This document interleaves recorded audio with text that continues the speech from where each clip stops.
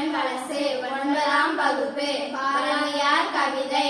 மனதில் உறுதி வேண்டும், மனதில் உறுதி வேண்டும், வாக்கினிலே இனிமை வேண்டும், மனதில் உறுதி வேண்டும், வாக்கினிலே இனிமை வேண்டும், நினைவு நல்லது வேண்டும், நெருங்கின பொருள் கைப்பட வேண்டும், கனவு மெய்ப்பட வேண்டும், கைவசமாவது விரைவில் வேண்டும், தனமும் இன்பமும்